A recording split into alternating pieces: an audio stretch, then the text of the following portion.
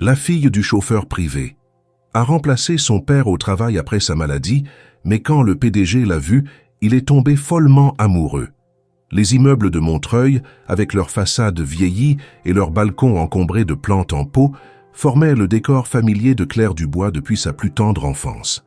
À 24 ans, elle connaissait chaque virage, chaque épicerie, chaque bruit propre à ce quartier modeste, lové à l'est de Paris.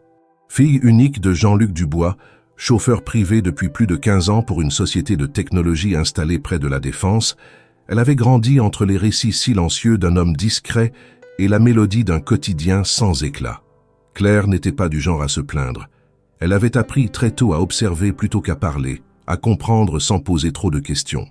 Après avoir abandonné ses études de lettres pour soutenir son père, lorsque sa santé avait commencé à décliner, elle avait enchaîné les petits emplois, toujours dans l'ombre, toujours dans la retenue. Pourtant, sous ses cheveux châtains attachés en queue de cheval, et derrière ses yeux noisettes attentifs, se cachait une détermination douce, mais inébranlable. Un matin de début d'automne, alors que l'air portait encore les traces tièdes de l'été, Jean-Luc rentra chez eux, le teint plus pâle que d'ordinaire, le souffle court. Il posa son sac sans un mot, s'adossa au mur de l'entrée, puis glissa lentement jusqu'au sol. Claire se précipita.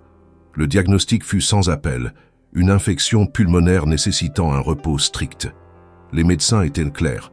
Ils ne pourraient pas reprendre le travail avant plusieurs semaines. Ce soir-là, dans leur cuisine étroite, entre 2 tasses de tisane, Claire prit une décision qui allait bouleverser leur quotidien. Elle n'avait jamais touché au volant de la berline noire de son père, mais elle connaissait ses trajets par cœur, ses horaires, les codes silencieux du métier. Elle savait qu'Étienne Moreau, le PDG que Jean-Luc conduisait chaque jour, n'aimait ni les retards ni les surprises. Pourtant, elle se disait qu'elle pouvait peut-être faire illusion. Juste le temps nécessaire. Juste assez pour éviter que son père perde ce poste auquel il tenait tant. Le lendemain, à l'aube, vêtue d'une chemise blanche sobre, d'un pantalon noir impeccable et d'un manteau long emprunté à une voisine, Claire prit le volant pour la première fois. Le cuir froid du siège conducteur, l'odeur discrète du parfum masculin imprégné dans l'habitacle, la tension de la pédale d'embrayage sous son pied, tout lui semblait à la fois étranger et familier. Elle inspira profondément, réajusta le rétroviseur et démarra. Arrivée devant l'immeuble haussmannien où résidait Étienne Moreau, elle consulta sa montre. 7h53. Elle sortit de la voiture, se positionna avec calme devant la porte arrière droite et attendit. À 8h précises, la porte d'entrée s'ouvrit. Étienne descendit les marches d'un pas vif, vêtu d'un costume anthracite parfaitement taillé, les cheveux tirés en arrière, l'expression aussi impassible que sur les photos de presse que Claire avait vues. Lorsqu'il leva les yeux et aperçut la jeune femme tenant la portière, son pas ralentit légèrement, à peine perceptible. Il s'arrêta un instant, la regarda, un pli discret apparaissant entre ses sourcils. « Bonjour », dit-elle simplement. « Monsieur Moreau ?» Il acquiesça, l'observant toujours, comme s'il cherchait à comprendre une énigme. Puis il entra dans la voiture sans un mot. Claire referma la portière avec précaution, reprit sa place au volant et lança doucement le moteur. Le silence s'installa, dense et presque solennel, seulement troublé par le ronronnement discret du véhicule et les clignotants réguliers. Les rues de Paris défilaient, encore à moitié endormies, entre les boulangeries ouvrant leurs volets et les cyclistes pressés. Claire jetait de temps à autre un coup d'œil dans le rétroviseur. Étienne regardait par la fenêtre, pensif, les bras croisés.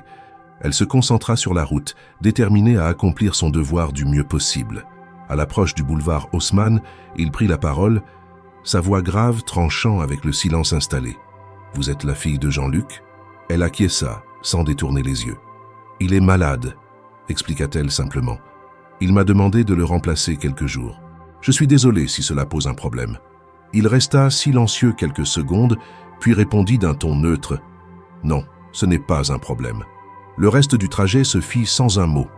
Mais Claire, en jetant un dernier regard dans le rétroviseur avant qu'il ne sorte, aperçut une chose inattendue. Un léger sourire, fugace mais bien réel, étirant les lèvres du jeune PDG. Il ne la regardait pas, mais quelque chose avait changé. Elle n'aurait su dire quoi, ni pourquoi, mais elle le ressentit.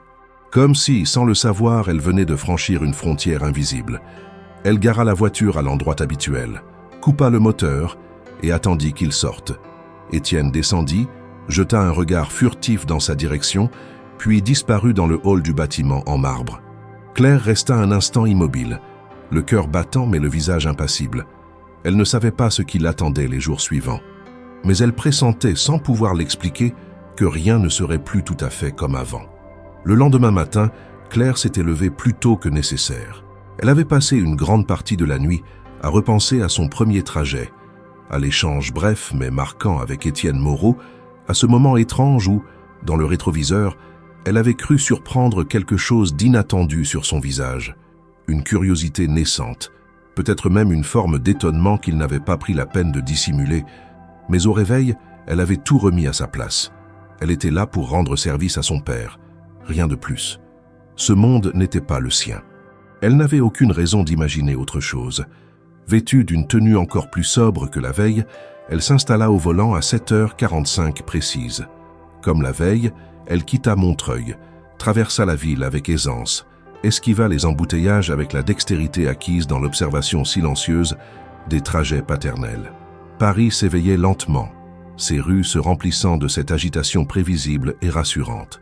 À 8h précises, Étienne Moreau sortit de son immeuble. Cette fois, il la regarda un instant de plus avant d'entrer dans le véhicule. Le trajet débuta dans un silence similaire à celui de la veille, mais l'atmosphère avait changé. Ce n'était plus le silence de deux inconnus, mais celui d'une attente suspendue. Étienne, installé à l'arrière droit comme toujours, regardait fixement par la fenêtre. Pourtant, Claire sentait son regard dériver parfois vers le rétroviseur. Elle le percevait sans le voir, comme on ressent une présence derrière soi. À mi-parcours, sa voix brisa enfin la distance feutrée. « Depuis combien de temps savez-vous conduire ce type de véhicule ?» Claire répondit sans détour, ses yeux fixés sur la route. « Je n'en avais jamais conduit avant-hier, mais j'ai observé mon père pendant des années. J'ai appris à anticiper les réactions, à connaître les trajets, à comprendre les attentes. Je savais que je pouvais gérer. » Un silence suivit, mais il n'était pas vide. Étienne semblait analyser ses mots, leur ton, leur franchise. Il n'était pas habitué à ce genre de réponse. Il travaillait dans un monde où chaque phrase était filtrée, chaque parole pesée selon son utilité ou son avantage stratégique. Avec elle, il n'y avait pas de façade, juste une simplicité directe qui, étrangement, désarmait. « Vous êtes étudiante ?» demanda-t-il ensuite. Claire inspira doucement. « Je l'étais. Lettres modernes, à l'université Sorbonne Nouvelle. Mais j'ai arrêté. Mon père a eu quelques problèmes de santé il y a 2 ans. J'ai préféré travailler.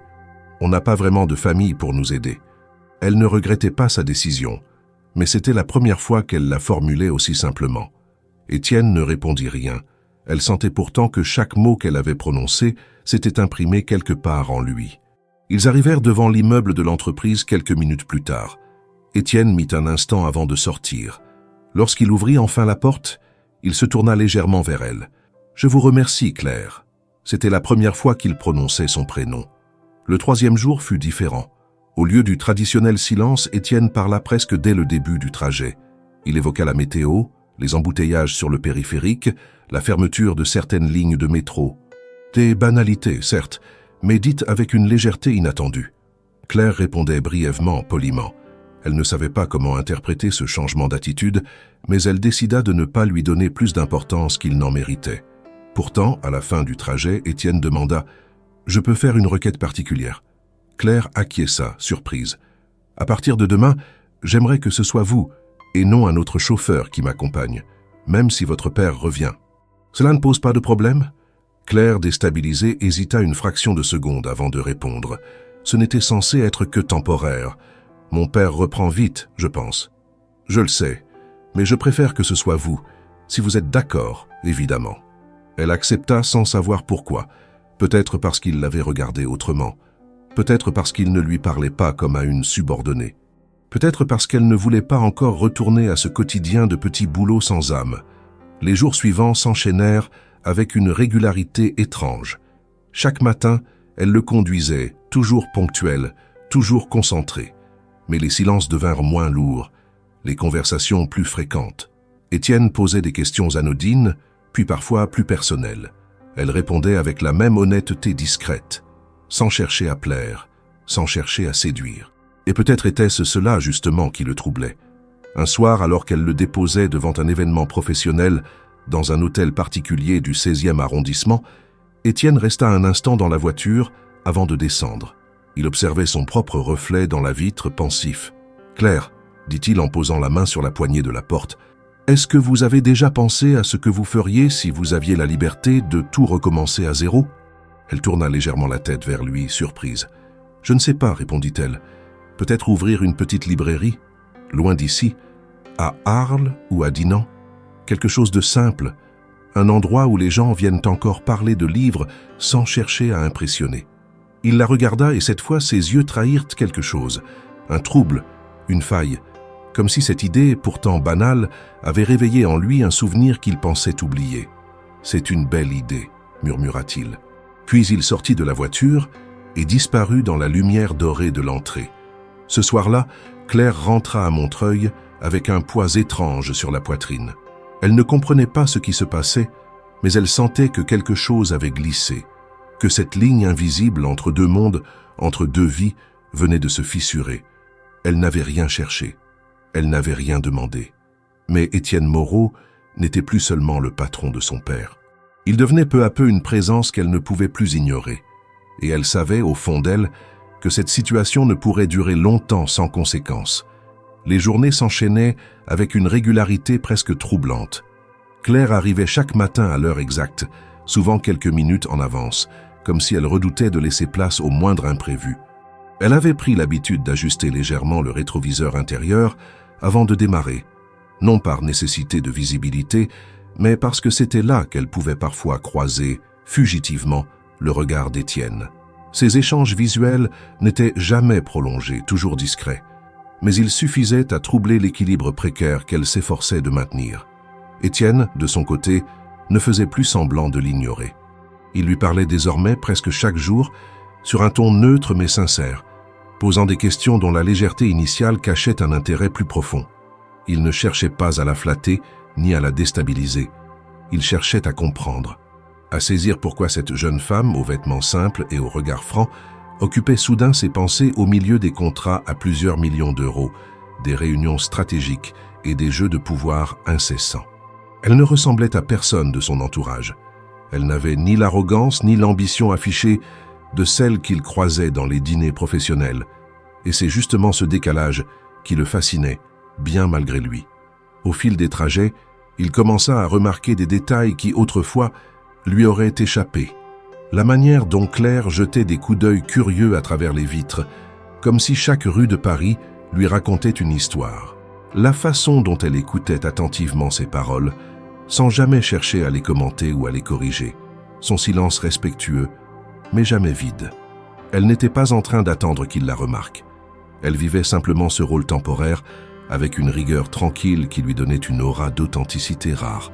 Un matin, alors qu'il s'installait dans la voiture, il lança une phrase à voix basse, presque pour lui-même. « On dirait que Paris vous parle. » Claire, surprise, esquissa un sourire discret.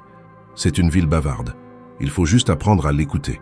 Ce jour-là, Étienne resta silencieux pendant tout le trajet, mais son regard ne quitta presque jamais le reflet du rétroviseur. Très vite, une demande inhabituelle fut adressée au service de gestion du personnel. Toutes les missions de transport d'Étienne Moreau devaient désormais être assurées exclusivement par Claire Dubois. Le motif invoqué était vague, simplement noté comme « préférence personnelle pour continuité de service ». Claire fut informée par un appel neutre de l'assistante d'Étienne.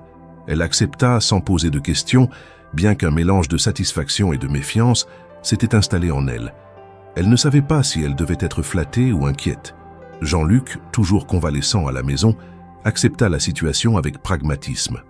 Il n'était pas dupe, mais il connaissait sa fille, savait qu'elle ne s'aventurerait pas dans un terrain glissant sans y avoir réfléchi. Il lui glissa cependant un soir entre 2 cuillerées de soupe. « Rappelle-toi, Claire, ce monde-là, ce n'est pas le nôtre. Ce n'est pas une question de valeur, mais de règles. Et les leurs sont souvent silencieuses, mais tranchantes. » Claire ne répondit pas, mais les mots de son père résonnèrent en elle longtemps après. Au fil des semaines, une tension subtile mais croissante s'installa. Elle n'avait rien d'explosif. C'était une tension de gestes retenus, de regards prolongés un peu trop longtemps, de silences emplis de pensées non dites. Étienne n'avait jamais fait le moindre geste déplacé, jamais émis la moindre parole ambiguë. Et pourtant, Claire sentait que quelque chose échappait à leur contrôle mutuel, comme une ligne invisible franchie sans qu'aucun des deux ne l'admette. Un soir, alors qu'elle s'apprêtait à partir après l'avoir déposé, Étienne sortit brusquement de l'immeuble et s'approcha de la voiture. « Claire, vous avez une minute ?» Elle hocha la tête, surprise. Il ouvrit la portière passager avant, s'installa à côté d'elle et resta silencieux quelques instants. Elle attendit, les mains posées sur le volant, sans tourner la tête. « Vous savez, j'ai l'habitude que les gens me regardent comme un homme de chiffres, un décideur, un exécutant froid. Ce n'est pas faux. J'ai grandi avec cette image. Mon père a bâti un empire en me répétant qu'il ne fallait jamais laisser les émotions brouiller le jugement. » Claire ne dit rien. Elle n'était pas certaine de la raison de cette confession soudaine, mais elle sentait qu'il cherchait quelque chose, peut-être pas une réponse, mais une écoute. « Mais avec vous, reprit-il, je sens que je suis observé autrement. Pas comme un patron, pas comme un symbole, juste comme un homme. » Elle tourna la tête lentement vers lui. Dans la pénombre, son visage était à moitié éclairé par les réverbères de la rue. Elle plongea ses yeux dans les siens sans ciller.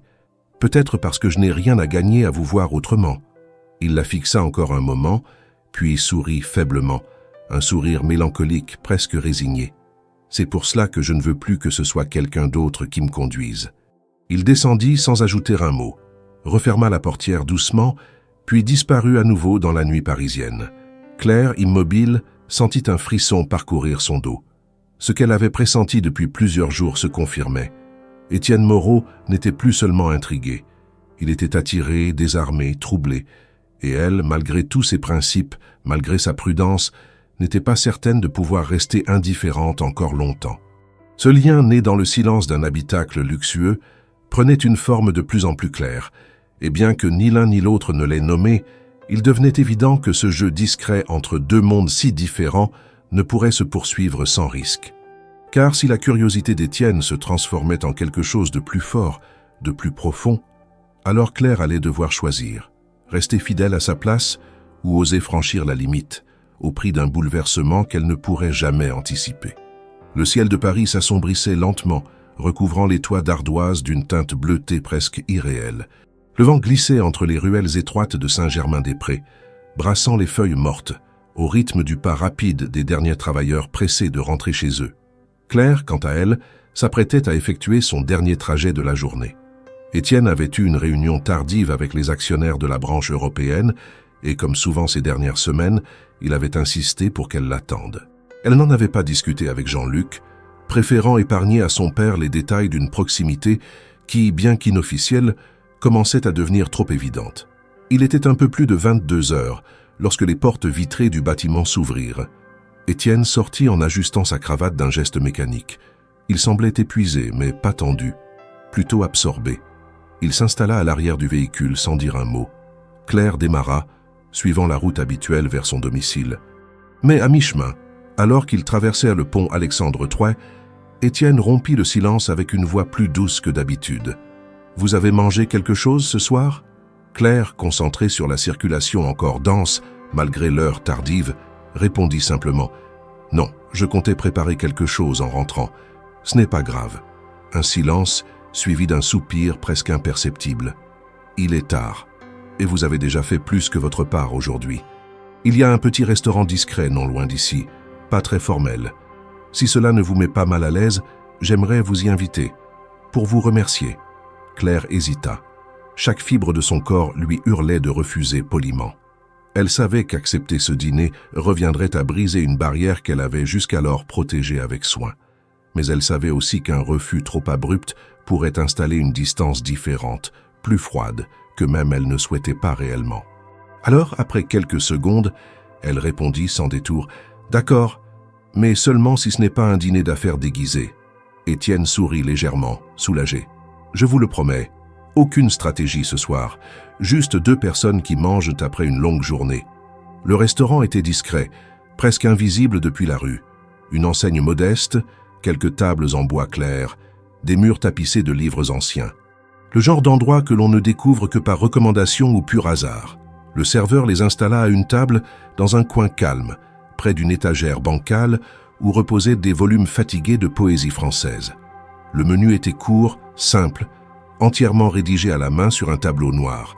Étienne ne consulta même pas la carte. Claire, elle, la parcourut avec un œil attentif. « Je prends le velouté de potiron et le risotto aux champignons, » dit-elle. « Et vous ?»« La même chose. Vous avez l'air de savoir ce que vous faites. » Le ton était léger, presque complice. C'était la première fois qu'ils se parlaient ainsi, sans le filtre des rôles qu'ils jouaient quotidiennement. Lorsque les plats furent servis, ils échangèrent d'abord quelques banalités. La fatigue accumulée, le rythme effréné des dernières semaines, l'hiver qui approchait plus vite que prévu. Mais très vite, la conversation prit une tournure plus personnelle. « Vous avez toujours voulu travailler dans la technologie ?» demanda Claire entre deux bouchées. Étienne secoua la tête. « Non. Mon père, oui. Moi, je voulais devenir éditeur. Créer une maison spécialisée dans les récits d'auteurs indépendants. Mais on m'a convaincu, ou plutôt conditionné, à croire que c'était un caprice d'adolescent. Alors j'ai suivi le chemin prévu.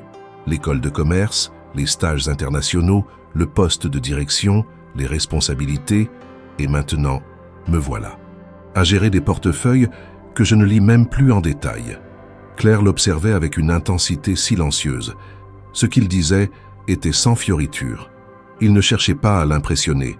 Il se confiait, sincèrement, pour la première fois. « Et vous ? Vos lettres modernes, c'était un choix de cœur ? » ?»« Oui, j'ai toujours aimé la langue, les structures invisibles derrière les textes, les silences entre les phrases. Mais le monde universitaire m'a rapidement paru étouffant, trop théorique. Et puis la maladie de mon père est arrivée. Je n'ai jamais regretté de l'avoir aidé, mais parfois je me demande qui je serais devenu si j'avais continué. » Ils restèrent un moment silencieux, les couverts reposés sur les assiettes vides, les regards posés sur la lumière tamisée de la pièce. Il n'y avait rien de spectaculaire dans cet échange, mais tout y était chargé d'une intensité rare. Deux êtres, issus de mondes distincts, cherchant un espace commun où ils pourraient simplement exister sans calcul ni masque. Après le dessert, une tarte fine aux pommes partagée presque machinalement, Étienne prit un ton plus grave. « Je sais que ce dîner n'est pas anodin. Vous auriez eu toutes les raisons de refuser, et je vous remercie de ne pas l'avoir fait. Je ne sais pas encore ce que cela signifie, mais je sens que ce que je ressens quand je suis près de vous ne ressemble à rien de ce que j'ai connu avant. » Claire le regarda droit dans les yeux. « Moi non plus, je ne sais pas ce que cela signifie. Mais je ne suis pas à vendre, je ne suis pas une distraction. » Il hocha la tête comme s'il acceptait cette mise au point sans la moindre défense. « Je le sais, c'est pour cela que je vous respecte. » Ils quittèrent le restaurant peu après, chacun plongé dans ses pensées. Claire refusa poliment qu'il la raccompagne chez elle. Elle préféra prendre un taxi pour mettre une distance physique entre eux, au moins pour cette nuit. Dans le taxi, regardant les lumières de la ville défiler derrière la vitre, elle sentit quelque chose d'inhabituel monter en elle. Pas de la peur, pas du désir, mais une forme de lucidité aiguë. Elle était entrée dans une zone où les règles n'étaient plus claires, où les décisions auraient des conséquences profondes. Ce dîner n'était pas une parenthèse, c'était un point de bascule. Et désormais, rien ne serait plus tout à fait comme avant. Les jours qui suivirent le dîner à Saint-Germain furent teintés d'un silence chargé de tension. Claire, bien qu'ayant repris son poste de conductrice, avec le même professionnalisme apparent, ne pouvait s'empêcher de repenser à leurs échanges, à ces aveux qui avaient dépassé les frontières du simple rapport entre employeur et employé. Étienne, de son côté, avait retrouvé son calme extérieur, comme s'il s'efforçait de ramener chaque geste, chaque mot, à une stricte normalité. Mais derrière cette façade, les regards persistants, les hésitations à la montée dans le véhicule et les silences prolongés trahissaient un déséquilibre nouveau. Un matin de novembre, alors que le froid parisien s'installait définitivement, Claire arriva au siège de l'entreprise un peu plus tôt que d'habitude. Étienne devait participer à une visioconférence avec des partenaires américains et l'avait expressément demandé. Alors qu'elle attendait dans le véhicule, garé dans le sous-sol du bâtiment pour échapper au vent, elle entendit une voix familière résonner depuis le couloir adjacent, derrière une porte laissée entr'ouverte. Elle reconnut sans peine le timbre plus grave et autoritaire de M. Moreau-Père, rarement présent, mais toujours accompagné d'une réputation d'homme d'affaires impitoyable. « Étienne, tu dois arrêter ces caprices. La fusion avec le groupe Laurent est essentielle. » Nous avons travaillé des mois sur cette alliance. Camille est parfaite pour ce rôle. Belle, intelligente, avec un nom qui ouvre toutes les portes. Tu n'as pas à l'aimer. Tu dois seulement comprendre quelle est la pièce qu'il nous faut pour consolider notre place sur le marché asiatique. Ce n'est pas un mariage, c'est une stratégie. Le silence qui suivit fut si lourd que Claire crut que la discussion était terminée. Mais la voix d'Étienne, plus contenue, se fit entendre à son tour. « Je t'écoute depuis l'âge de 15 ans me dire ce que je dois faire pour préserver l'entreprise. J'ai renoncé à mes envies, à mes rêves. Mais je refuse de construire ma vie sur une façade de convenance. Camille n'est pas une compagne. C'est une inconnue au regard vide. Et je ne sacrifierai pas encore une partie de moi pour un jeu d'alliance commerciale. Ce n'est pas une demande, Étienne. C'est une condition. Si tu refuses, le conseil réexaminera ta place à la tête du groupe. Ne sois pas naïf. Tout se négocie, même l'amour. Et si tu persistes à jouer les romantiques, tu finiras seul, sans héritage et sans pouvoir. » Un bruit de pas suivit. La porte se referma dans un claquement sec. Claire, pétrifiée, n'avait pas bougé. Elle venait d'entendre bien plus que ce qu'elle aurait dû. La voix de cet homme, dure et calculatrice, résonnait encore dans ses oreilles comme une alerte. Étienne n'était pas seulement confronté à des décisions personnelles. Il était pris au piège d'un mécanisme familial brutal, où chaque émotion devait être transformée en capital, chaque relation analysée comme une ligne de contrat. Lorsqu'Étienne monta dans la voiture quelques minutes plus tard, il était pâle, les traits tirés. Il ne dit rien. Claire non plus. Pourtant, dans le silence de l'habitacle, elle savait qu'il sentait qu'elle savait. Il y avait une tension dans l'air, une fragilité qu'aucun mot ne pouvait masquer. Ce jour-là, le trajet vers le siège fut plus court que d'habitude. Étienne resta figé, le regard perdu dans les immeubles qui défilaient. Lorsqu'il descendit, il ne remercia pas Claire, ne la salua même pas. Il claqua doucement la portière, sans colère, mais avec un détachement douloureux. Claire rentra à Montreuil en métro, ayant exceptionnellement laissé la voiture au garage de l'entreprise pour une révision. Durant le trajet, elle repensa à cette conversation volée. Elle comprenait désormais mieux ce regard chargé de contradictions qu'il posait parfois sur elle. Ce n'était pas seulement de l'attirance, c'était la lutte d'un homme qui avait été éduqué pour tout contenir, pour tout rationaliser, et qui, face à elle, sentait pour la première fois que ce qu'il désirait réellement ne pouvait pas être transformé en équation commerciale. Chez elle, Jean-Luc la trouva pensive, lointaine. Il n'insista pas, mais en fin de soirée, il posa sa main sur l'épaule de sa fille, un geste rare. « Quoi que tu entendes, quoi que tu vois, rappelle-toi que ta dignité ne dépend de personne. Tu peux écouter, compatir, mais ne te perds pas dans les problèmes d'un monde qui ne cherche qu'à t'absorber. » Claire sourit faiblement. Elle savait que son père avait raison, mais elle savait aussi que ce qu'elle ressentait en présence d'Étienne devenait de plus en plus difficile à ignorer. Le lendemain, une nouvelle surprise attendait Claire.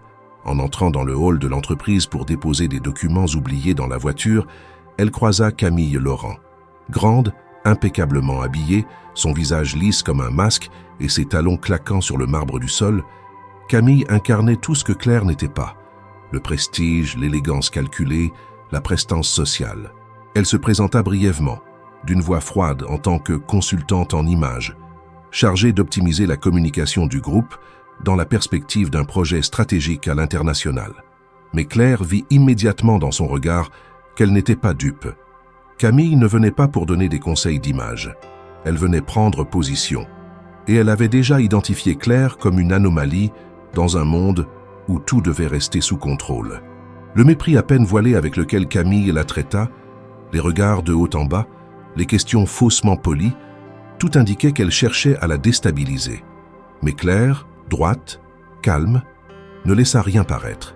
Elle savait qu'elle venait d'entrer sur un terrain encore plus dangereux, celui où les apparences décident de l'avenir, bien plus que les compétences ou la sincérité. Ce soir-là, elle reprit le volant avec plus de réserve que jamais. Étienne, assis à l'arrière, semblait encore plus distant, comme replié dans une réflexion dont elle était exclue. Et pourtant, lorsqu'ils croisèrent le regard dans le miroir central, il y avait dans ses yeux une tristesse et une lucidité qui firent frissonner Claire. Elle comprit que derrière cette lutte intérieure se cachait une vérité plus grande encore. Étienne était en train de perdre le contrôle de sa propre vie. Et si elle restait à ses côtés, Elle devrait bientôt choisir entre l'aider à résister ou se protéger en s'éloignant. Mais pour l'instant, elle ne pouvait que conduire et attendre. Le bruit sec des talons résonna dans le hall vitré de l'immeuble lorsque Camille Laurent entra. Drapée d'un manteau crème et d'une écharpe de soie, son regard glacial balayant l'espace. Le contraste avec Claire Dubois, assise au volant de la berline noire, le parapluie posé sur le siège passager, les mains encore gauches à l'idée de ce rôle qui lui revenait, était frappant. Camille, héritière d'une importante holding de mode, avait été introduite dans l'entreprise de Étienne Moreau en tant que consultante image. Mais tout le monde, sauf peut-être Claire, comprenait que sa présence relevait d'un autre dessein. Elle incarnait la sophistication sociale, le reflet poli d'un milieu où chaque sourire, chaque posture était calibrée. Ce matin-là, Claire la vit la première fois de près, et pour la première fois, elle se sentit non seulement conductrice, mais observée. Le miroir latéral refléta la scène. Claire détourna légèrement les yeux, sentit le vial glissement du jugement silencieux. Camille s'approcha du véhicule, posa un regard direct, presque froid, puis sortit un carnet griffonné d'une main qui trahissait l'assurance. Elle hésita un instant, comme si elle pesait la composition du tableau. La voiture, le chauffeur, le patron qui attendait. Elle dit d'un ton poli mais sans chaleur, « Monsieur Moreau m'a demandé de vous rencontrer ce matin. Il m'a informé que vous l'aviez conduit presque exclusivement depuis plusieurs semaines. Je voulais connaître brièvement votre disponibilité pour certains trajets. » Claire hocha la tête, mesurant chaque mot avant de répondre « Je suis à son service tous les matins et soirs pour l'instant. » Un long instant de silence suivit, mais un silence comme un défi. Camille referma son carnet, esquissa un sourire imperceptible et s'éloigna. Le reste de la journée passa dans une atmosphère différente. Le trajet habituel vers le quartier d'affaires se déroula sous un ciel bas, comme si Paris retenait son souffle. Étienne monta, salua plus brièvement que d'habitude et ne prit pas la peine de regarder dans le rétroviseur. Claire observa ce changement d'attitude avec un mélange de surprise et d'inquiétude. La présence de Camille dans l'entreprise modifiait la dynamique. Elle sentit que ce que jusqu'alors avait été une relation naissante, fragile, était désormais scruté, évalué par des tiers. Elle se demanda si son rôle purement professionnel resterait intact ou s'il serait désormais parasité par des jeux d'apparence, des attentes sociales qu'elle ne voulait pas ou ne pouvait pas satisfaire. Quelques jours plus tard, un courrier interne annonça que Camille allait superviser certains projets de communication et d'image destinés à l'expansion asiatique de l'entreprise. Le ton formel de l'annonce, de préférence un langage neutre en apparence, masquait une évidence. Camille n'était pas là pour conduire des décisions esthétiques anodines. Elle représentait une fusion de pouvoir, de réseau, de patrimoine. Pour Claire, cela signifiait que l'espace où elle évoluait, déjà si étroit, devenait encore plus instable. Elle sentit les regards changeants des collègues au détour des couloirs, des sourires discrets qui murmuraient « Nouvelle ère »,« Priorité stratégique ». Ce soir-là, au moment de déposer Étienne devant son immeuble, Claire ne put s'empêcher de le regarder une fraction de seconde dans le miroir. Il avait l'air ailleurs, les sourcils légèrement froncés, la mâchoire serrée. Quand il sortit du véhicule, il ne la remercia pas. Il se contenta d'un simple hochement de tête, geste sec. Claire resta immobile. Lorsqu'elle ferma la portière, elle sut que quelque chose avait changé. La rivalité silencieuse s'était installée, et elle ne savait pas encore à quel point elle serait affectée. Quelques jours plus tard, lors d'un événement de l'entreprise où Camille apparaissait en robe noire, coiffée de manière impeccable, Claire fut aussi présente, non pas comme invitée, mais comme la conductrice.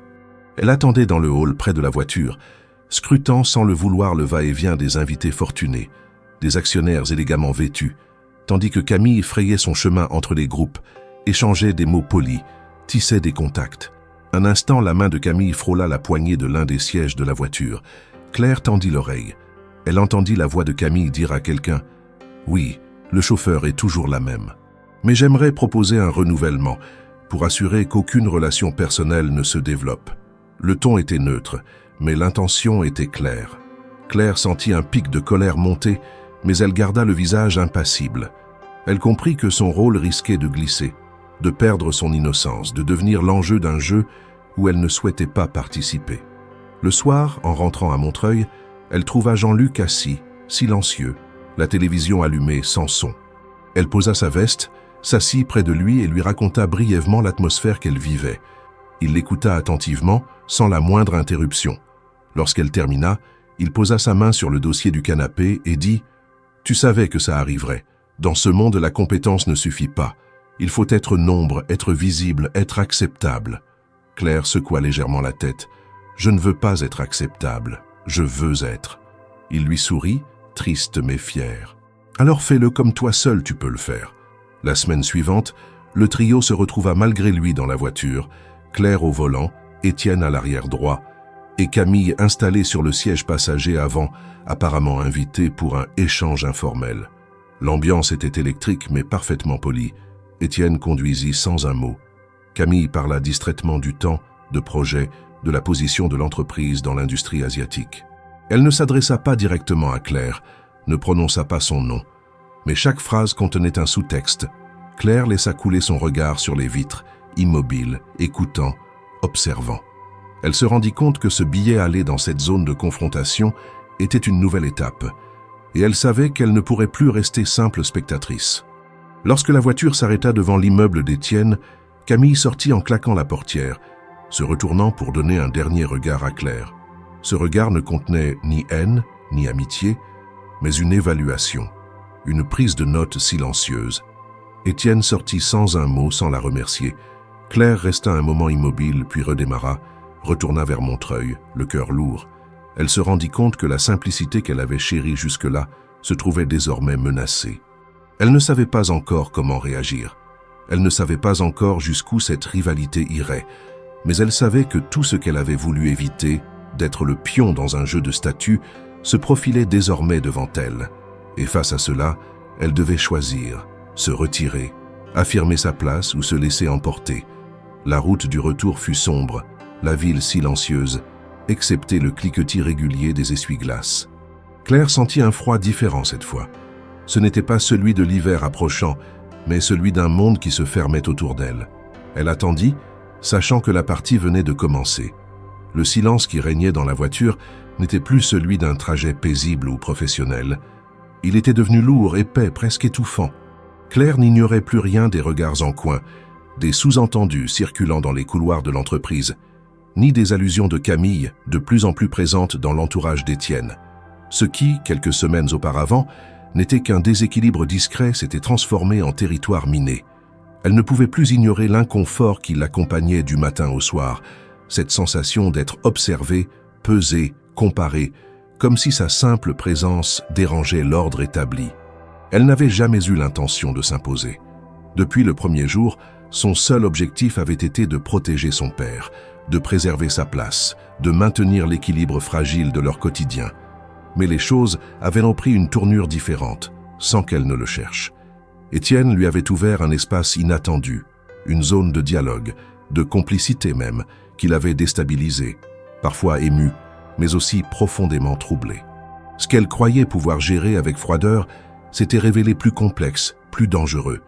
Elle comprenait désormais que chaque jour de plus dans cette voiture, chaque regard échangé, chaque conversation partagée, nourrissait des attentes, des tensions, des oppositions. Elle sentait qu'Étienne lui lançait des signaux souvent ambigus, parfois sincères, mais toujours liés à une réalité qu'elle ne maîtrisait pas. Et surtout, elle n'était pas prête à devenir le centre d'un conflit qui ne lui appartenait pas. Alors, une nuit, après une journée particulièrement tendue, Claire s'installa à la table de la cuisine, le carnet de son père devant elle, et rédigea une lettre. Elle pesait chaque mot avec une attention douloureuse. Elle voulait qu'Étienne comprenne, sans colère ni accusation, qu'elle avait besoin de reprendre le contrôle de sa propre trajectoire. Que ce travail temporaire avait dépassé les frontières qu'elle s'était fixées et qu'elle refusait de devenir un symbole, un problème, un obstacle. Elle écrivit qu'elle avait sincèrement apprécié la confiance, les échanges, même les silences, qu'elle n'avait jamais eu d'autres intentions que d'être professionnelle, respectueuse, mais que les récents événements, les tensions internes, la place envahissante de Camille et surtout l'ambiguïté croissante de leur relation l'avaient poussée à faire un choix. Elle terminait la lettre en remerciant Étienne pour l'opportunité et en lui souhaitant sincèrement de trouver un équilibre dans un monde qu'elle n'avait jamais vraiment compris. Une fois la lettre terminée, elle la glissa dans une enveloppe blanche, écrivit simplement le prénom Étienne sur le devant, puis la confia à son père. Jean-Luc, toujours affaibli mais lucide, la regarda longuement. « Tu es sûr ?» Claire hocha la tête, avec cette détermination tranquille qu'il lui connaissait bien. « Je veux sortir de cette histoire avant qu'elle ne me détruise, et avant qu'elle ne le détruise aussi. » Jean-Luc garda la lettre dans sa boîte à gants, avec l'intention de la remettre à Étienne au moment opportun. Claire, de son côté, informa discrètement l'équipe de gestion qu'elle ne serait plus disponible après le vendredi suivant. Elle proposa même d'aider à la transition à l'intégration du chauffeur de remplacement. Elle ne voulait laisser derrière elle ni conflit ni désordre, mais la lettre ne fut jamais remise. Le jeudi soir, en rentrant à la maison, elle trouva la porte entr'ouverte. À l'intérieur, une scène figée. Son père au sol, le visage pâle, les yeux clos. Une chute. Le temps se suspendit. Elle appela les secours dans un état d'alerte muette, agissant mécaniquement, comme si elle avait déjà vécu cette urgence. L'ambulance arriva rapidement. Les voisins se rassemblèrent sans poser de questions. À l'hôpital, les médecins diagnostiquèrent un traumatisme crânien léger, mais recommandèrent une hospitalisation de quelques jours par précaution. Claire passa la nuit sur un fauteuil de la salle d'attente, incapable de dormir. L'enveloppe était restée dans la poche intérieure du manteau de son père, intacte. Au matin, elle prit une décision différente. Elle n'allait pas quitter son poste, du moins pas maintenant. Elle ne le faisait plus seulement pour éviter les complications, ni pour reculer face à Camille. Elle le faisait parce qu'elle n'avait plus le luxe de se retirer. La santé de son père redevenait la priorité absolue. Elle devait tenir bon, pour lui, et peut-être aussi pour elle-même. Lorsqu'elle réapparut devant le bâtiment d'Étienne, le lundi suivant, à l'aube, elle sentit le regard de l'agent de sécurité s'attarder une seconde de plus. Personne ne s'attendait à la revoir. Étienne non plus. Quand il descendit de son appartement, prêt à être conduit comme chaque matin, il s'arrêta net en la voyant près de la voiture.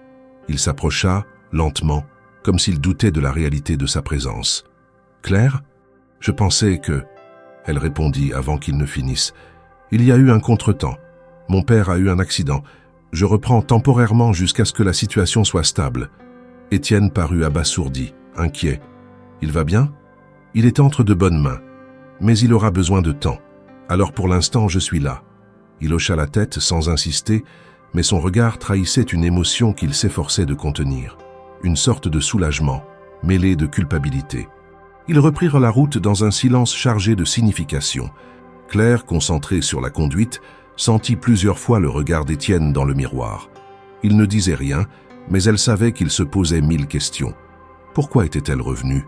Avait-elle changé d'avis ? Était-ce une décision pragmatique ou un choix personnel ? Et surtout, que contenait cette lettre qu'il n'avait jamais reçue ? Pour l'instant, Claire ne comptait pas lui en parler. Elle avait choisi de rester malgré tout, mais les règles avaient changé. Elle avait repris le contrôle de ses décisions et cela faisait toute la différence.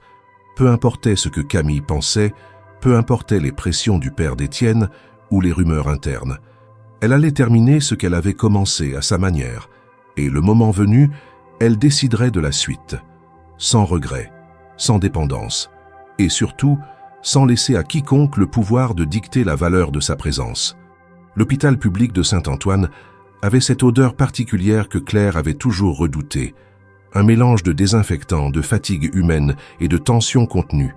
Depuis l'accident de Jean-Luc, elle passait le plus clair de ses soirées dans la salle d'attente du service de neurologie, un livre toujours ouvert sans jamais être réellement lu. Son père, malgré la chute et les ecchymoses, gardait cet humour discret qui avait toujours été sa manière de rassurer. Mais Claire savait lire entre les lignes. Le médecin avait été clair. Il faudrait plusieurs semaines avant que Jean-Luc puisse reprendre toute activité physique. Il devait éviter les efforts, le stress et surtout ne pas reprendre le volant. Devant cette réalité, Claire avait immédiatement repris son poste au volant de la voiture d'Étienne, comme elle l'avait annoncé. Mais la situation n'était plus la même. Quelque chose s'était brisé dans le cours logique des événements. Elle n'était plus seulement une remplaçante ou une présence temporaire. Elle était revenue malgré elle, poussée par le devoir, mais habitée par un trouble qu'elle ne pouvait plus ignorer. Elle n'avait plus la naïveté du début.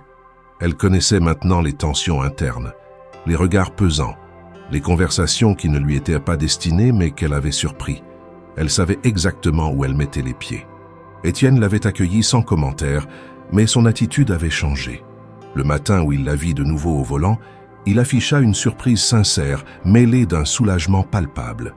Il n'osa pas poser de questions, respectant peut-être le silence qu'elle imposait, mais ses regards étaient devenus plus fréquents, plus insistants, comme s'il cherchait à deviner ce qu'elle ne disait pas.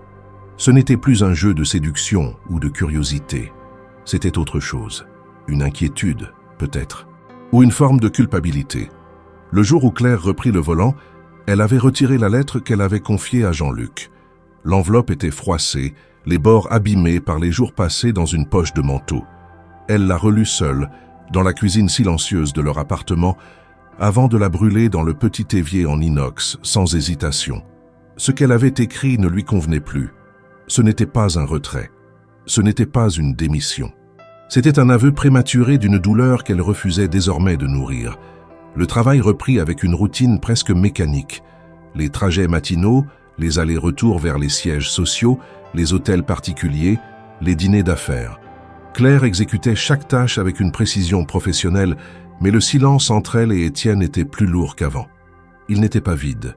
Il était plein de mots qu'aucun d'eux n'osait prononcer. Parfois, dans le rétroviseur, leurs regards se croisaient, et ce simple contact visuel suffisait à réactiver tout ce qui avait été dit, ou justement tu. Un soir, après un rendez-vous particulièrement long, Étienne monta dans la voiture avec un air plus fermé que d'habitude. Il semblait agité et distrait. Il demanda à Claire de ne pas rentrer tout de suite. Il voulait faire un détour. Elle hocha la tête sans poser de questions.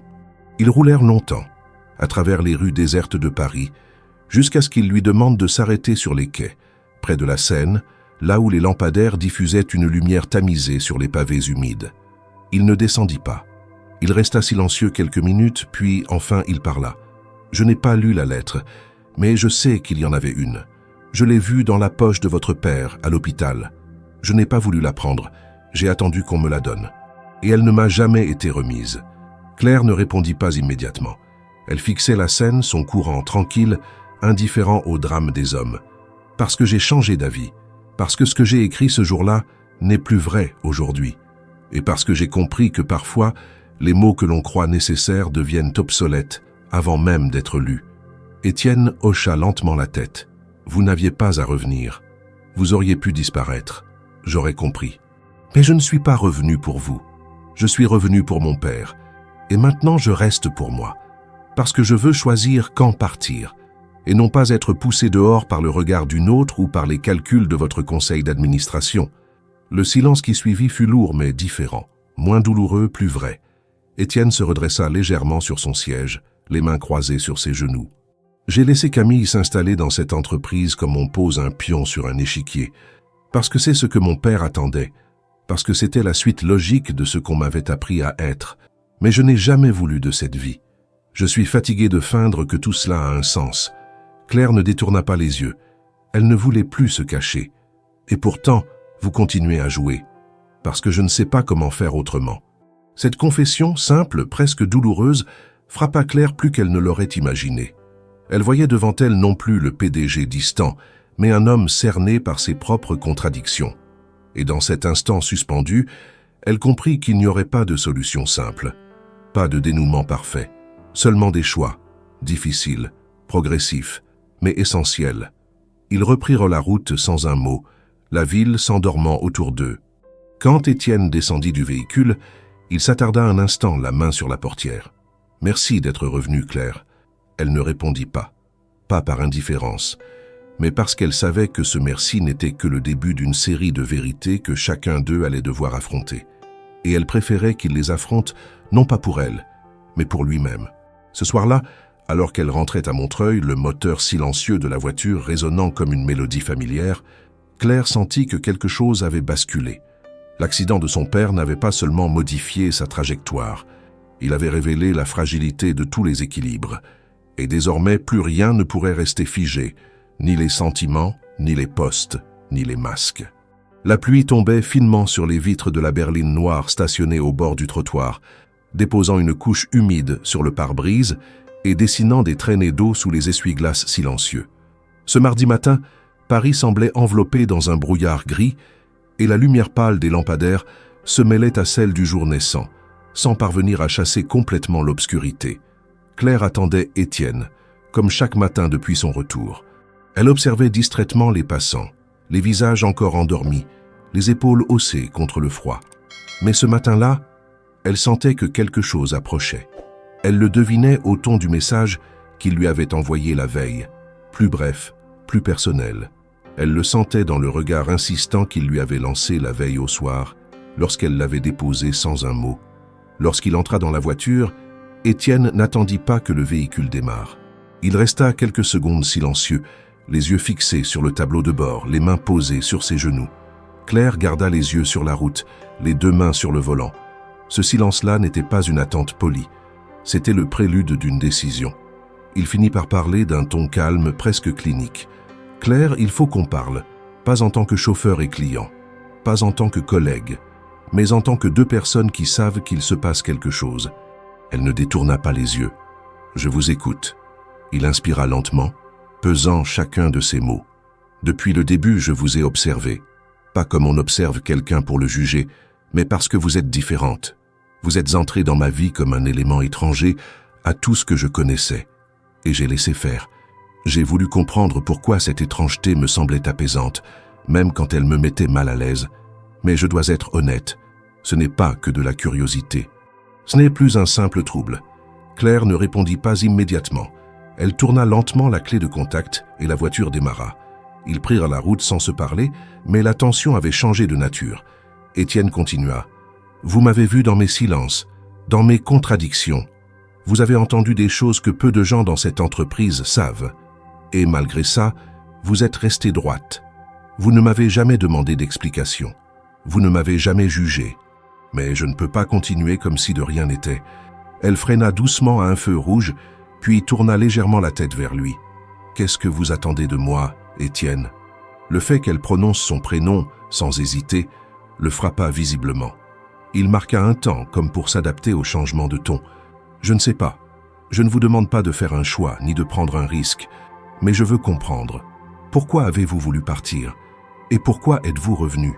Claire garda les yeux sur la route, mais sa voix était ferme. « J'ai voulu partir parce que je sentais que je ne contrôlais plus la situation, parce que j'avais l'impression de déranger, de devenir un sujet de conversation, un obstacle pour certains, un problème pour d'autres. Et je ne supporte pas l'idée d'être un poids. Je suis revenu parce que mon père avait besoin de moi, et parce que je me suis dit que fuir ne me ressemblait pas. » Le silence s'installa à nouveau, mais il n'était plus pesant. Il avait cette qualité rare des silences habités. Étienne reprit plus doucement. « Vous n'êtes pas un problème.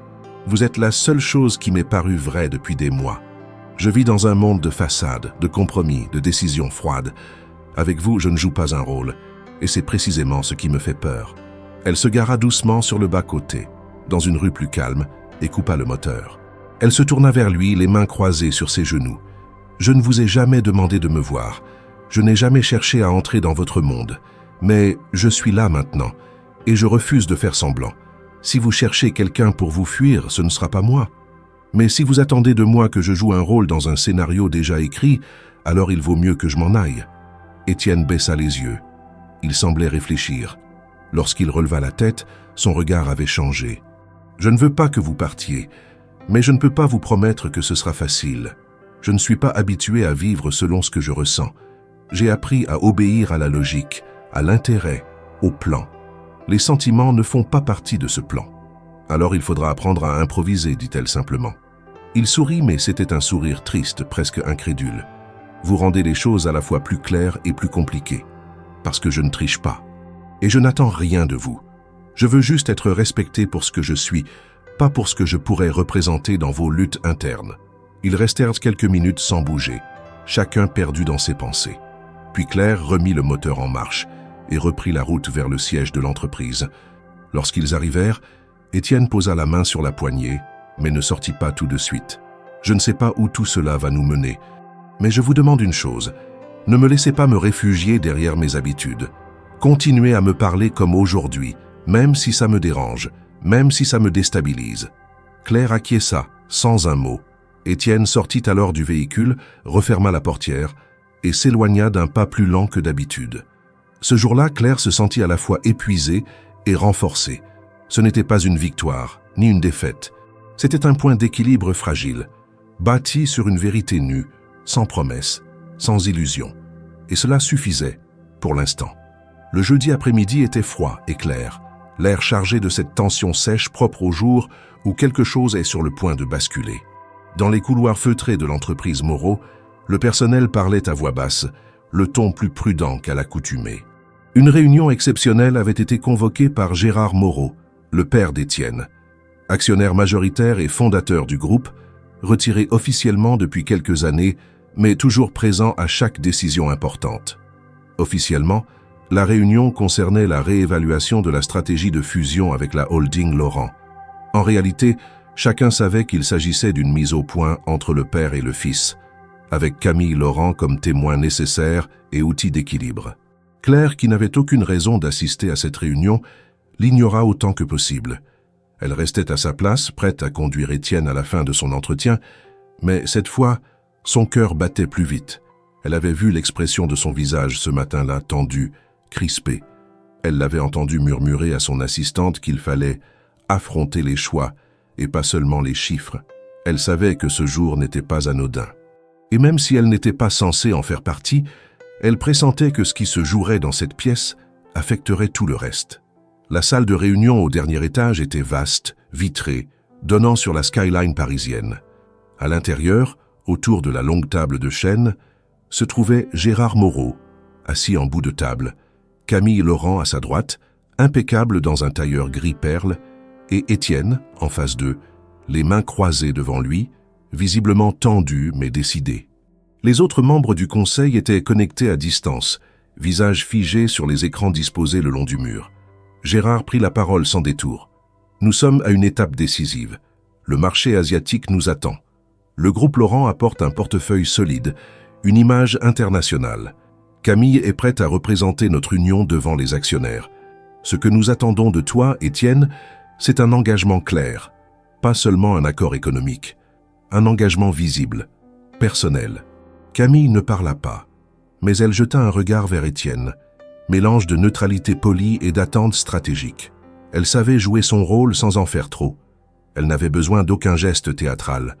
Tout reposait sur la pression silencieuse des regards, des enjeux accumulés depuis des mois. Étienne se redressa légèrement. « J'ai toujours respecté notre entreprise. J'ai suivi le plan que tu as tracé. J'ai sacrifié mes ambitions personnelles. Mais ce que tu demandes aujourd'hui dépasse la logique professionnelle. Tu veux que je me lie à une personne pour renforcer une stratégie. Ce n'est plus du management. C'est une forme de troc. » Gérard haussa les sourcils, croisa les bras. « Tu crois que les grands groupes se bâtissent sans alliance personnelle? Tu crois que j'ai tout construit en suivant mes sentiments? L'émotion est un luxe. Toi, tu es né dans la logique. Tu as été formé pour ça. » Étienne le fixa, la voix plus ferme. « Je ne suis plus cet enfant qui cherchait ton approbation. J'ai compris que si je continue à suivre ton modèle, je perdrai ce qu'il me reste d'humain.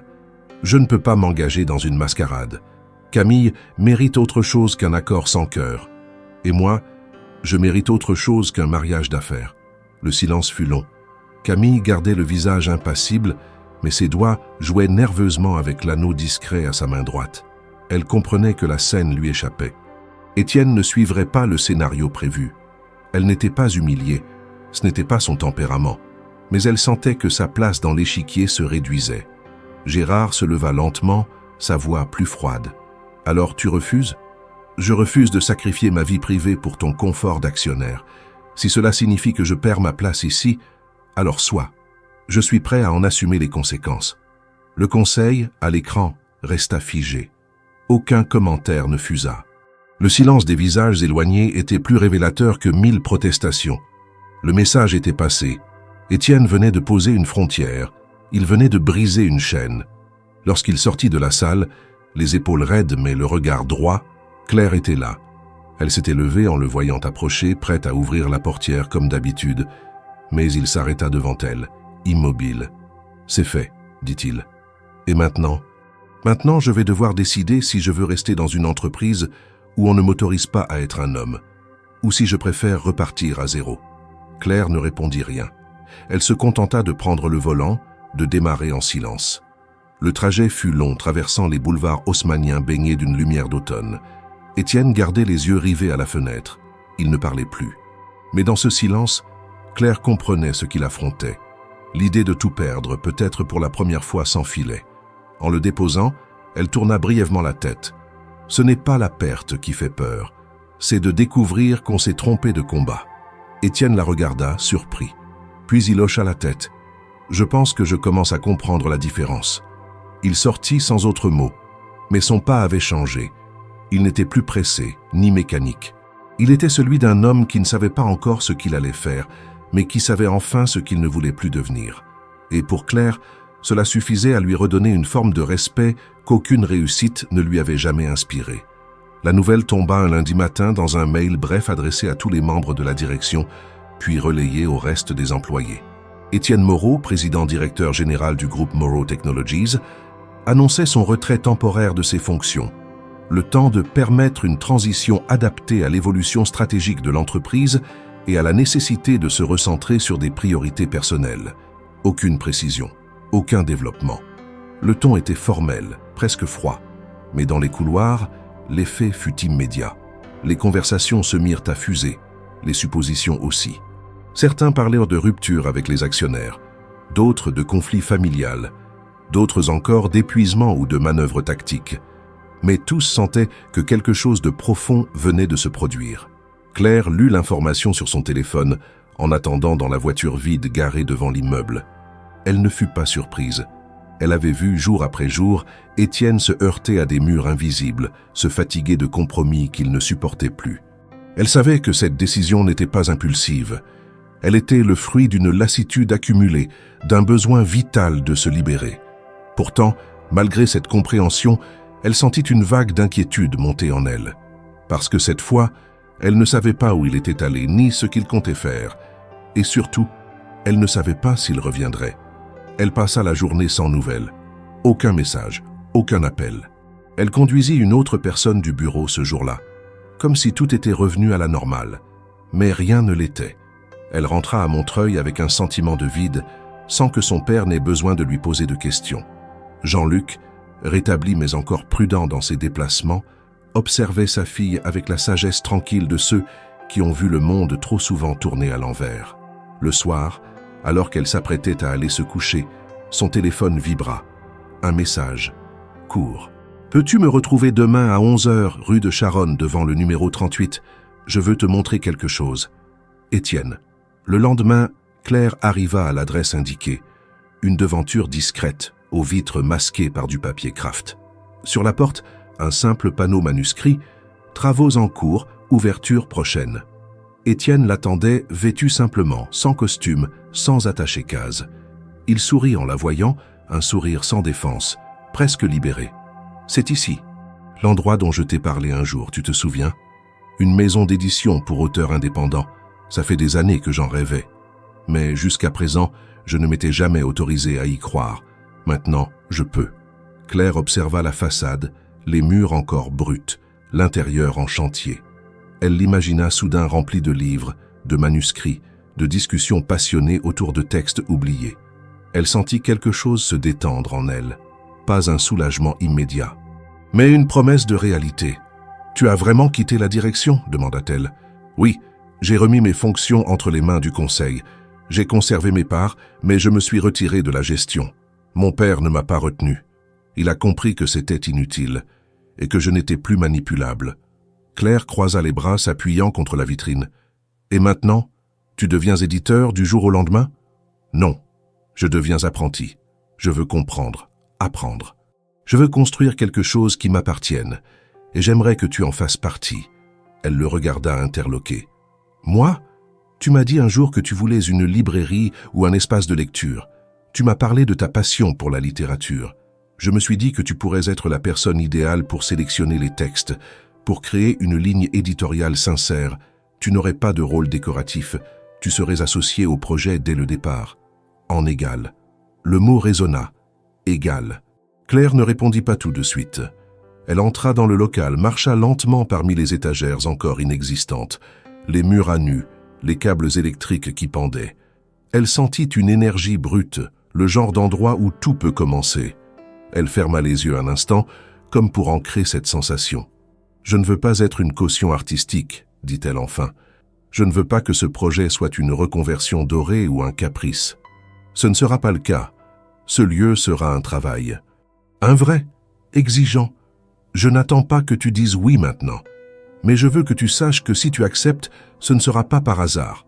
Ce sera parce que tu y as ta place. » Ils sortirent ensemble, marchèrent quelques pas dans la rue animée, les passants filant autour d'eux. Claire n'était pas pressée.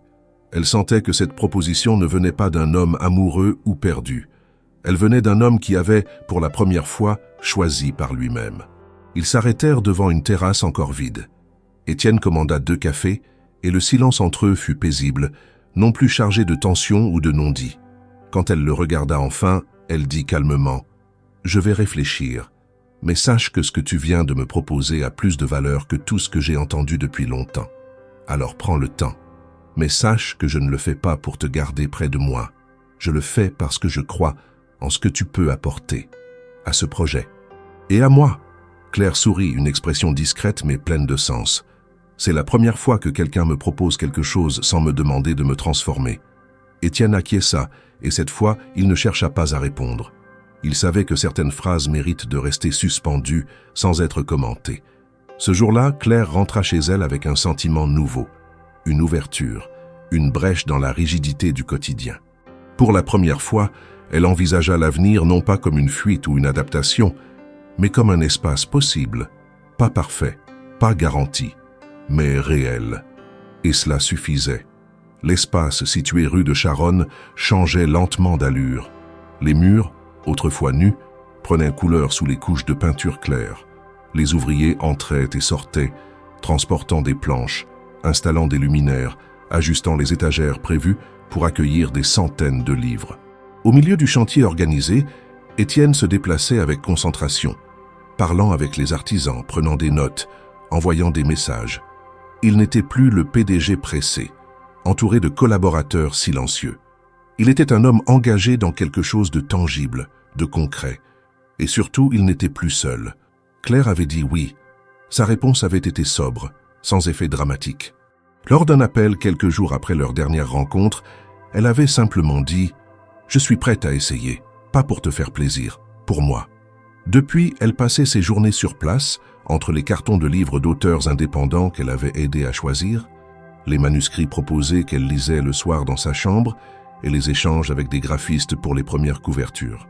Elle découvrait un monde qu'elle aimait, où chaque mot comptait, où chaque décision prenait le temps de mûrir. Ils avaient choisi un nom ensemble, Feuille libre, un clin d'œil au mouvement, à la légèreté, mais aussi à l'idée de détachement, d'indépendance. Claire en avait eu l'idée en lisant une phrase de Marguerite Duras qu'elle avait griffonnée sur un carnet. « L'indépendance n'est pas une revendication, c'est un souffle. » Étienne avait approuvé sans discuter. Il avait aimé cette symbolique discrète mais forte. Ce projet était devenu leur point d'ancrage. Non pas un abri contre le monde, mais un espace construit avec lucidité, à distance des pressions, des apparences, des faux semblants. Ils ne vivaient pas ensemble. Claire restait à Montreuil avec Jean-Luc, qui reprenait peu à peu ses habitudes, même s'il devait encore ménager ses forces. Elle continuait à cuisiner pour lui, à lire avec lui le journal le matin. Elle lui racontait l'avancement de la maison d'édition, les doutes, les bonnes surprises. Jean-Luc écoutait, attentif, parfois moqueur, mais toujours bienveillant. Il n'avait jamais demandé si elle était amoureuse d'Étienne. Mais il avait posé une question un soir alors qu'il dînait. « Est-ce qu'il te regarde comme quelqu'un qu'il comprend ou comme quelqu'un qu'il veut changer ?» Claire avait souri, la fourchette en main. « Il me regarde comme quelqu'un qu'il apprend encore à découvrir. Et c'est pour ça que je reste. » À l'intérieur de Feuille libre, les journées étaient longues mais riches. Claire recevait les auteurs, répondait aux lettres, sélectionnait les textes qui lui semblaient sincères. Elle refusait les manuscrits, qui sentaient la stratégie, l'écriture fabriquée. Étienne l'écoutait, parfois la contredisait, mais toujours avec respect. Leur collaboration n'était pas toujours fluide. Ils débattaient, s'opposaient parfois sur des choix esthétiques. Mais leur travail avait une base saine, construite sur la confiance. Ils ne s'affichaient pas comme couple. Dans le cadre professionnel, ils restaient sobres. Claire tenait à cette distinction. Elle ne voulait pas que l'on pense qu'elle avait accepté ce poste à cause d'un lien sentimental. Elle voulait que chaque auteur, chaque partenaire, sente qu'elle était là pour la littérature, pour l'idée d'une maison différente. Étienne respectait cette exigence, même si parfois il la regardait plus longuement que nécessaire, comme s'il oubliait les murs qui les entouraient. Leur premier ouvrage édité fut un recueil de nouvelles écrites par des femmes ayant vécu dans des quartiers populaires d'Île-de-France. Le projet avait émergé lors d'un atelier d'écriture auquel Claire avait assisté discrètement. Elle y avait rencontré des voix fortes, mal connues, souvent invisibles.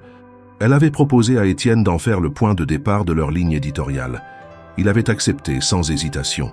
La sortie du livre fut modeste, sans grande campagne, mais les retours furent sincères. Des libraires indépendants les soutinrent. Quelques articles parurent dans des blogs littéraires. Claire, pourtant discrète, donna même une interview à une radio locale. Elle y parla du besoin d'écouter autrement, de publier ceux qu'on ne lit jamais. Étienne l'avait écoutée depuis la boutique, le casque sur les oreilles, un sourire calme sur les lèvres. Après l'émission, elle était rentrée en fin de journée. Il l'attendait, 2 cafés à la main. « Tu as été brillante », lui dit-il. « J'ai parlé comme je parle ici, avec des mots simples. C'est ce qui rendait tout vrai. Ils ne s'étaient pas embrassés. Ils n'avaient pas eu besoin. Leur lien s'exprimait autrement, dans le silence de fin de journée, dans le rangement des livres, dans les gestes coordonnés.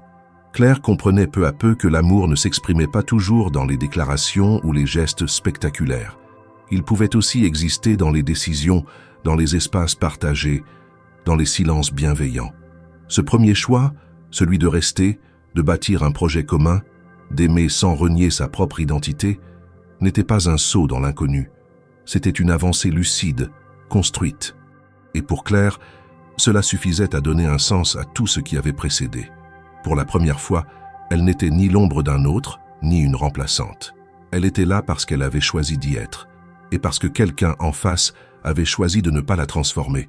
Les feuilles d'automne tapissaient les trottoirs parisiens d'un manteau d'ocre, de cuivre et d'or terni. Le vent faisait frissonner les branches des platanes, et les passants pressèrent le pas, serrant leurs manteaux contre eux. Le quartier du Marais, pourtant habitué à l'agitation touristique, semblait avoir ralenti. Dans cette atmosphère suspendue, Claire marchait aux côtés d'Étienne, leurs pas synchrones sur les pavés irréguliers en direction de la Seine.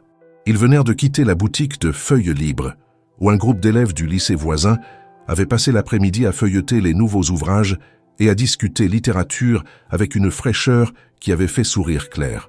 Depuis plusieurs mois, leur vie s'était structurée autour d'un rythme à la fois simple et dense.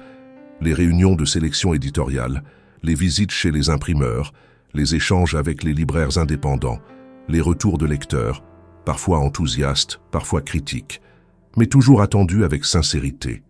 Claire avait trouvé une forme d'équilibre dans ce quotidien, une façon de se sentir à sa place, respectée et écoutée. Elle n'avait plus besoin de justifier sa présence, ni de se protéger derrière une posture. Elle existait pleinement dans ce qu'elle faisait. Elle n'était plus la fille du chauffeur, ni la remplaçante silencieuse, ni une curiosité passagère dans la vie d'un PDG trop riche pour comprendre la simplicité. Elle était claire, et cela suffisait. Étienne, de son côté, n'avait pas cherché à reprendre son ancienne position. Il avait accepté de n'être qu'un cofondateur, un travailleur parmi d'autres. Il lisait, annotait, corrigeait, doutait. Il ne dominait plus, il coopérait. Il écoutait plus qu'il ne parlait et lorsqu'il proposait une idée, c'était avec cette humilité nouvelle qui avait pris racine le jour où il avait renoncé à obéir aux injonctions de son père. Il ne parlait plus de Camille, ni de l'entreprise. Il n'évoquait même pas les offres qu'il recevait encore, de temps en temps, de la part de groupes cherchant à l'attirer. Il n'avait pas besoin de se justifier. Il avait choisi sa voie. Une fois, définitivement. Ils arrivèrent sur le quai de l'hôtel de ville, là où les bouquinistes fermaient leurs boîtes vertes pour la nuit. La lumière dorée des réverbères faisait scintiller la surface du fleuve. Paris semblait retenir son souffle, comme si elle assistait à quelque chose d'intime sans oser l'interrompre. Claire s'arrêta, posant ses mains sur la rambarde en métal noir, regardant les bateaux-mouches passer lentement au loin, silencieux à cette heure. Étienne s'approcha, s'adossant à la rambarde à côté d'elle, les bras croisés. Il resta un moment silencieux, puis parla d'une voix posée. « Je me souviens du premier jour où je t'ai vu devant l'immeuble. Je croyais que c'était un contretemps, une erreur à corriger. Mais tu étais là, droite, calme, et je ne savais pas encore que tout allait basculer. Pas à cause de ce que tu allais faire, mais à cause de ce que tu allais révéler chez moi. Claire tourna la tête vers lui, sans répondre. Elle n'avait jamais été à l'aise avec les grandes déclarations, mais elle reconnaissait dans ses mots une vérité qu'elle n'avait plus besoin de nier. J'ai longtemps vécu avec des objectifs qui n'étaient pas les miens. J'ai cru que le succès, c'était d'avoir un titre, des chiffres, une reconnaissance automatique.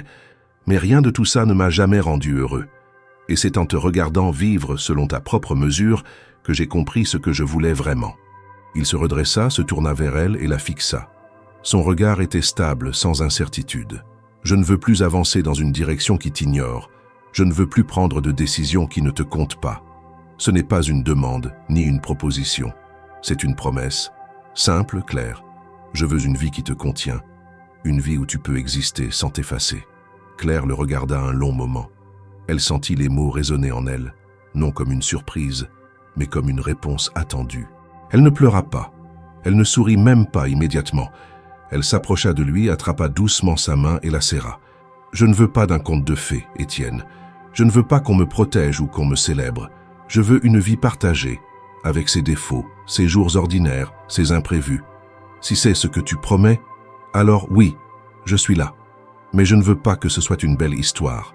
Je veux que ce soit la nôtre. » Ils restèrent ainsi un instant, les mains jointes, les yeux dans les yeux. Le vent faisait voler quelques feuilles autour d'eux, et la ville continuait de vivre, indifférente et magnifique. Plus tard, en marchant de nouveau côte à côte le long du quai, Claire pensa à tout ce chemin parcouru. À l'accident de son père, au regard distant d'Étienne dans le rétroviseur, au dîner à Saint-Germain, à Camille, à la lettre jamais lue, à la boutique remplie de livres encore odorants d'encre fraîche. Elle pensa à son propre parcours, à ses choix, à ses silences. Et elle sut que, cette fois, elle ne regrettait rien. Ils s'arrêtèrent de nouveau, cette fois sous un arbre dont les branches formaient une arche naturelle. Étienne se tourna vers elle. « C'est ici que je veux te promettre quelque chose. Pas un futur parfait, pas une fin heureuse, mais une vie réelle. Une vie où chaque jour, je te verrai pour ce que tu es, pas pour ce que j'aimerais que tu sois. Une vie sans rôle, sans masque. Une vie avec toi, à hauteur d'homme. » Claire sourit alors pour de vrai pour la première fois ce soir-là. « C'est tout ce que j'ai toujours voulu, être regardée sans devoir me justifier. » Ils restèrent là encore un peu, observant le fleuve, les lumières de Paris, et tout ce qui en eux venait enfin de trouver sa place. Ce n'était pas un conte, c'était une décision, une promesse, et elle avait été faite au bon endroit, au bon moment, par deux personnes qui, enfin, se reconnaissaient pleinement.